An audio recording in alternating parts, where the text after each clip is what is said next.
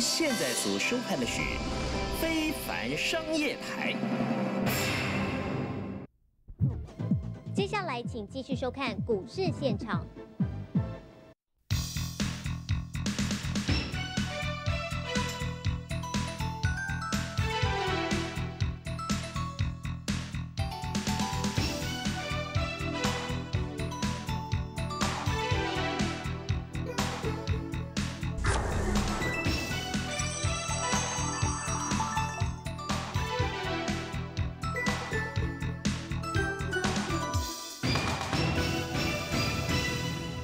晚上的8点到10点，在非凡商业台、非凡股市现场，哇，美国交出不错的就业数据，但是美债也飙高哦，所以呢，国际股市空袭警报吗？投资朋友，这只是一个良性的震荡换手，或者是真的空方来袭呢？是一个回档还是回跌呢？待会好好听听两位来宾的看法。那今天的逆势股，我们要如何来掌握未来的生机所在？这许多观众朋友来看今天的逆势表现股，待会告诉你。而另外呢，这个长假的效应，再加上美股的一个重跌，投资人你是该买该卖？有跌是不是应该买回来一点，还是在这里真的持股水位就要往下降？我们好好的跟大家做研究。透过镜面来看，其实这个假期一点都不好过，对不对？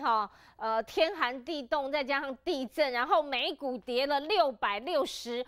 点，快666点。台股今天开低，最低来到了10855点哦，等于说就是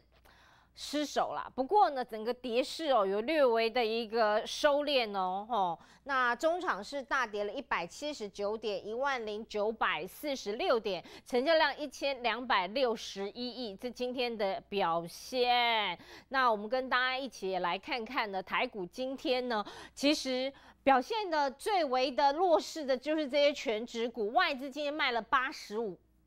几亿，稍后跟大家做个报告。那这些全指股但是钢铁股的一个表现有硬起来。那除了钢铁股之外，钢铁人机器人股的概念有所表现，而另外的一个部分呢，汽车相关的零组件也不错。那对投资者来说，陆股今天尾盘有呈现了一个刹车的一个作用，我们稍后会跟大家来进行追踪。不过呢，问题在美国。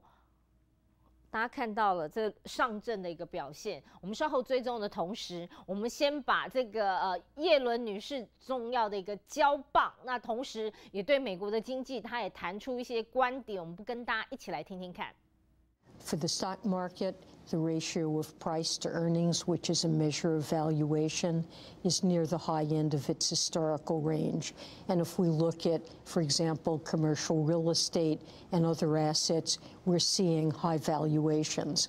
就在联准会主席耶伦最后一天上班日，美股三大指数2号全面收黑，道琼指数大跌665.75点，创下史上第6大最大单日跌幅。耶伦卸任前最后接受专访，公开点出美国股市与商业房地产价格估值过高，但并未断定是否呈现泡沫化。Are you worried about bubbles? So I don't want to label what we're seeing as a bubble.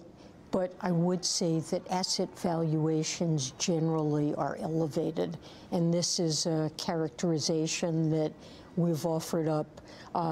for example, last summer in our monetary policy report. 耶伦认为，就业数据强劲，显示美国经济和劳动市场正在稳步成长，工资将加速上升，不排除资产估值将出现变化。万一真的出现修正，他相信银行体系将比金融危机发生前更有能力应对冲击。I think what we look at is the likely resilience of the economy and the financial system if there were to be a correction in market valuations. And in that regard, we have a banking system that is much stronger and better capitalized and better able to withstand a shock than prior to the financial crisis. 71岁的耶伦功成身退，似乎有些依依不舍，称自己已把 Fed 工作视为存在的核心，确实对没有获得续任感到失望，但对65岁的前投资银行家鲍尔接任 Fed 主席表示支持，预测鲍尔掌权 Fed 将继续维持缓步升息步调。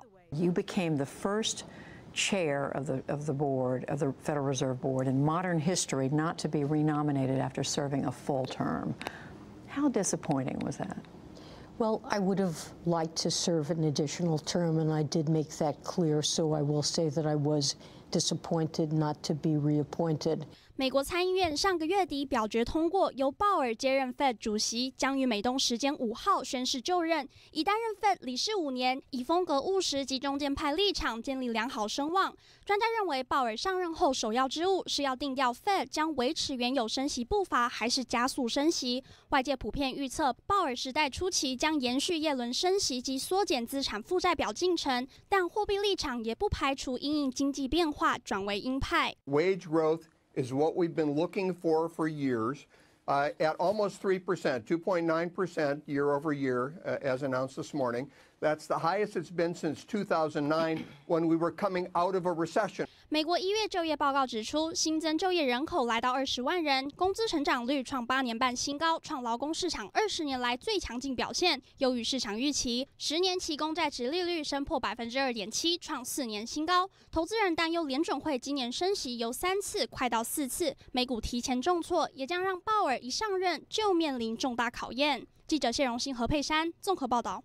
好，我们回到节目当中，连大哥，我们一起来看外资今天卖超了83.43亿，投信卖4.61亿，而自营商自行也卖了11.65亿哦。单边的部分是买进了300，卖了384，然后期货的一个部分多单呢有减3895口，所幸在40149口。我想这些卖压的话是一起因为今天一开盘就跌200多点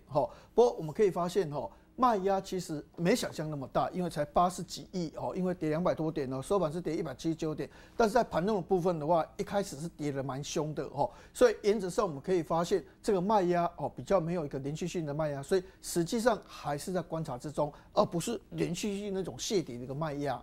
那我们来看大盘的 K 线图的部分那我个人认为就是说，确实这样一跌的话是把一个多点的架构的话是有把它弄掉不过，其实我们来根源于所谓的这个美国股市，那为什么下跌的理由的话那我们再做一个结论性的一个看法其实，在上个礼拜五苹果公布财报表之后的话其实它是涨3.3在盘后是涨3.3因为你可以发现就是说，去年它本来第4季预估大概是卖8030万只，但实际上它只卖了7700万只，但等于是减少300万只嘛所以不好。但它今年它预估是5500到6000，5500到6000代表什么意思？去年第一季是4700万只，那去年第一季4700万只，今年第一季的话是5500到6000，是好的啊。所以其实它是反映这个东西，所以苹果在盘后本来是涨3.3，那另外还有一个就是亚马逊亚马逊以前是没什么赚钱本益比500多倍它公布财报表，它是赚3块7毛3很好。所以亚马逊在盘后其实它一开始是涨6%，那但是为什么美国股市是跌665点？2个因素，所以你要观察这2个因素。第一个因素的话是10年期的殖利率的话一直往上升，这代表什么？3月的升息几率已经高达80%。3月，所以问题是在这个地方，如果10年期的殖利率并没有很明显继续往上冲的话，这个盘马上就恢复因为本来苹果它第一季的一个展望5500万只到6000万只，它是好的。亚马逊的话，它的财报表是好的，所以本来它是涨6%，是因为这是第一个重点。好，第二个重点是这样，石油的股票跌，哇，这个埃克森美孚石油或者是所谓的雪佛兰这一类型的所谓的石油公司一跌5.7%，带动下去。所以我们观察油价。如果油价算稳的话，那就好。那为什么忽然间石油类型的股票大跌？因为重点的话是，听说那个产量增加出来很多，然后那个页岩油的话，大规模的生产，但是油价没有什么动啊。刚才你看那个油价的部分，还是在飘在那儿，油价并没有真正的大幅的有波动。但是就是先听到这个信息的话，石油类型的股票就赶快跌，加上美国的殖利率往上窜升。所以本来苹果涨盘后本来是涨然后亚马逊本来是涨那最后都被拖累下来，最后被拖累下来。所以根源的话是这两个东西。如果殖利率没有持续上升，或者是石油类型的一些所谓的这个价格的话没有明显的下跌的话哦，其实这个盘势我们预估就说哦，到礼拜四、礼拜五的话就稳了。好，因为春节前的因为长假嘛，长假会发生什么事情，没人知道，先卖再说哦。所以原则上，过去传统在春节前的话，这段时间绝对有卖压，但是最后剩下2、3天就没有卖压了。好，该卖的已经卖掉了，所以反而最后2、3天的话，整个买盘又恢复买气了。所以原则上，礼拜三没有跌了，礼拜四、礼拜五，下个礼拜一的话，反弹的机会就比较大。所以原则上这个东西，你内心的话去做一个深度的研究的话，其实好像并不是那么糟糕。好，所以我们从所谓的自考的部分的话，跟各位做一个详尽的一个报告。美国的经济的指标其实工厂订单增加6%，非常好。所以美国的今年的经济到目前为止所公布的经济数字到现在很好，工资调升很高。那公司为什么会调升很高？就是经济好嘛。所以明确，你的薪水10万，我现在把你调高到12万。谢谢。好，对对，一调高就调高2万块，好，这个工资马上就调高，这代表有订单啊，这代表说经济看好啊，所以原则上我愿意跟你的工资调比较高的一个频率出来，所以在这种情况之下，其实经济的指标的话，它目前是乐观的，通膨，所以通膨就来了，对，所以它的重点的话是在什么？殖利率的上升 ，OK， 3月升息，另外一个就是石油类型的股票拖累大跌，这2个问题如果根源解决的话，其实美国股市马上就止稳的所以其实现在还不是那么的严重。好，那接下来的话就是 Google、苹果这些的话股价表现稍微比较差一点。那富国银行的话又被那个费德的话限制市场扩增，所以这些消息的话，让美股这几天可能会震荡因为富国银行是美国金融股里面市值第1名的公司，所以它被限制的话，还是会影响，因为它盘后是大跌，还是会影响到美国股市的一个变动的一个问题但是我们认为礼拜四、礼拜五、下礼拜一整个卖压就减轻反而有反弹的一个机会那最近国内的法说会确实有影响比如说 TPK 法说会完了之后，我们来看 TPK，前一天。隔2天，本来之前没有法说会还好嘛，红 K 那天法说会的话就马上掉下，讲的不是很好那像万宏的部分2337，明明不错啊，但是法说会完的话接下来就说最近的法说会没有像台积电那么灵光的那种磅礴的一个气势出来还是有影响，那还有一些财报的一个阴影存在所以最近的话可能会有这些东西出来。所以我们结论式的看法，我们看下一页的一个部分春节前的卖压过去都是有，何况最近美国股市又跌665点，这是必然的所以原则上这几天，我个人认为还是要整理，但是卖压慢慢清除了。礼拜四、礼拜五比如说面板股比如说友达法说会完了也没有什么事了，慢慢礼拜四、礼拜五、礼拜一卖压就减轻了，买盘又进来了。那做一个所谓的春节前猴年的一个 ending 的话也还不错，那就开始就说一翔成瑞的话涨红油这个玉泉的部分的话旺就要祥瑞了祥瑞了就要涨红油就要开始了所以原则上的话大概是这样的一个规划，所以我们可以发现美国跌665点看起来是很紧张。内涵的部分就2个根源这2个根源其实不是那么的严重了所以原则上我是个人认为是说还不至于现在马上就说这是一个崩盘的一个格局所以原则上我是觉得说还是有一些比如说法说会还有一些财报表比较好的一些个别股的话，还是值得我们继续来做研究。或许这个拉回的话，又是另外一个很好的买点。OK 给聪明的人多做点功课。那林大哥，那所谓包括恐慌指数呢？但是恐慌指数它可以怎样？我们现在在讲话的时候，它冲到28也许等一下那个会址来的时候变成12因为这个恐慌指数有时候瞬间就下来。这个瞬间就下来所以这个 VIX 指数我是觉得说，我觉得这个跟同志融券一样，它是比较事后的，那已经是交易完了之后的一个资料，所以那个东西的话你会发现就是说，当这样的时候的话好紧张，当这样的时候哦，好平静，好平静。但是问题是，这个时候马上就这样，这个时候你平静的时候马上会拉上来，好，所以原则上我觉得恐慌只是参考指标，但它绝对不是一个指标，就好像警戒对策信号。那是上个月的事情，这个月25号已经快结束了，现在在讲上个月的事情哦，那比较落后哈。很多东西都是看 PMI，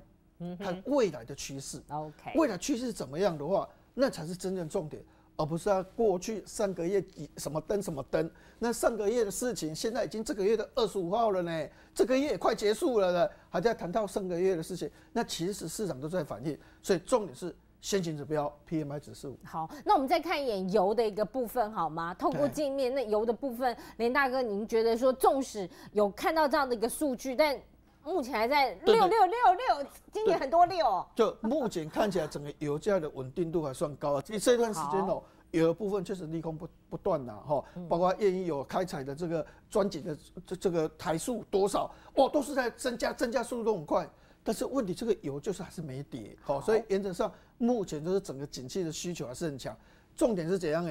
美元没有强势反弹，好，美元没有强势反，美如果强势反弹，可能油就会跌得比较快。那美元如果没有强势反弹的话，原物料的价格到目前为止看起来紧张，其实并没有跌。OK， 非常谢谢连前连大哥，请坐。那我们再拜托呢，这个市场的另外一位女神，好不好？来到我们节目当中，惠慈分析师。当然，我们刚刚也看到了，包括美元，包括油，那甚至美股刚刚也做了类似整个总经的一个剖析，也非常谢谢连前连大哥。你觉得这是回跌还是回档？对，我觉得是回档哈。那应该说呢，这回档其实就短线回档哈。那当然这样讲的话，大家一定会想知道，这个逻辑是怎么来的哈。那所以我们先跟大家来讲一下。回档，对，就是它只是一个。他预测，它很而且时间应该是很短哈。然后，所以我们来看看理由哈。那所以哈，我们先看字卡上面说明，就是说，当然的话就是10年期就2.84哈，那就2.84几，有点逼近2.85哈。那30年期的话是在3.08好。那所以其实这两个数字在2.8跟3左右，本来就是市场上的一个所谓的一个有些单子的停损点，好，也就是说我讲的是债券市场，好，所以债券市场很多人是把价位设在这附近，好，所以呢到那个点位的时候就会出现恐慌，有一点短线上面有一些停损的卖压会出来，好，所以第一个你先知道这个关卡本来就设在那边，所以它到关卡的时候呢，它一定是剧烈震荡，它会一次就冲到那边，那冲到那边之后有很多人出场的就会在那里就会有很多要停损的，就会一次停损。好，那停损出去之后，等于短线最冲击的地方就过去了。好，那我们讲一个东西，就是说，当然它会这么强劲的话，一个理由就是说，因为升息的预期，大家现在很多人是拉到4次。好，就是说大家觉得3次是涨定了哈，3次是一定有，那4次的话，这样几率是越来越大。那之所以会这么大，是因为经济数字变好，而且是比预期的好。所以的话，这个就是说。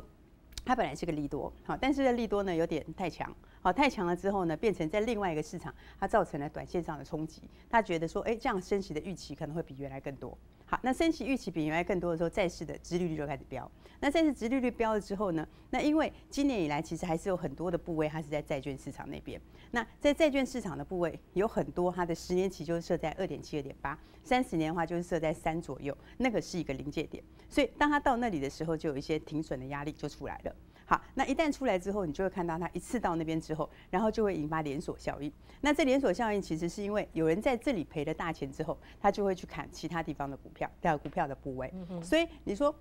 通常来说，股跟债它应该是怎么讲？就是债在走空的时候，股应该是往上走多。好，但是有时候在突然出现很短线的大震荡的时候，它会同向。好，所以的话，它同向就是在短线上面，有人在这边停损赔钱的时候，他去砍股票的部位，然后所以会造成股票上面美国股市就突然之间出现很大的震荡，就一天就拉回很多。好，但是我们回过来说，第一个这个数字来看的话，它是正向的数字，经济上的数字它是利多数字，然后失业率现在也是在3年的低档，都是利多数字。好，所以我们再回看下一页哈。那所以意思就是说，现在的整个景气的展望是正向，所以以目前来看的话，它只是在原本股债应该反向的波动里面，它在一个短线上的意外的时候，就是大的时候，就是波动比较大的时候，它会有偶尔的同向。那所以这个它只是在短线上的一个，因为债上面有人停损了，所以停损造成大的损失的时候，它会去减码到股票市场，然后引起股票市场上面短线的大波动。好，但是它的展望是正向的，所以它并没有反转的疑虑。好，所以的话这样的话，你大概就知道，而且还是好的，目前它是好的，对，其实它都就是因为太好了，太好，哦，就是因为太好了。所以让债市那边突然发现了很大的波动，正得负的，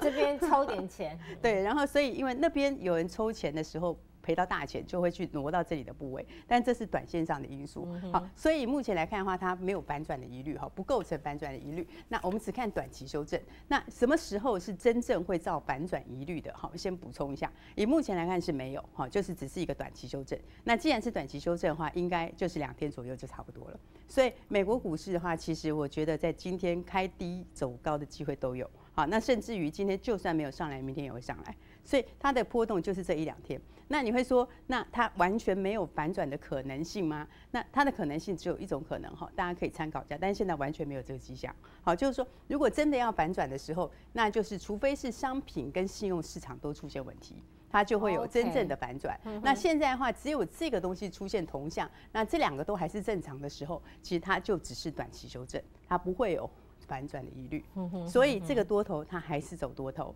那只是短线上面涨多了，本来它就会有一个回档，这个回档要一个理由，这个理由刚好就卡到了债券债市上面，殖利率突然飙上去，有人刚好要减码，所以这是构成一个它本来就该回档的理由啦。好，但是呢，这些东西全部都还在正常的情况的话，都没有问题，它就只是一个短期修正而已。所以美国应该就是2天的时间就差不多了。那台股的话应该也差不多。那其实有些股票今天就会开始转强。好，所以我们看台股哈。那所以再回来看台股的话，就是说台股我们先讲第一个，就是说季线、半年线跟年线。好，现在它这个是没有变的。也就是说，你在看中期架构的时候，看的不是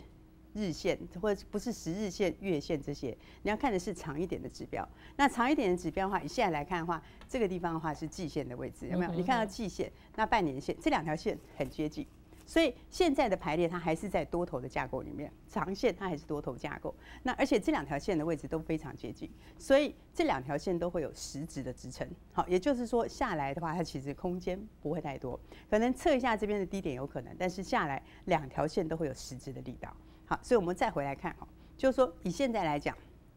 我们回到字卡，那回到字卡的话。现在就是还是在多头架构，都有实质的那个，只是说在长假之前的话，本来之前就讲过，它在长假之前，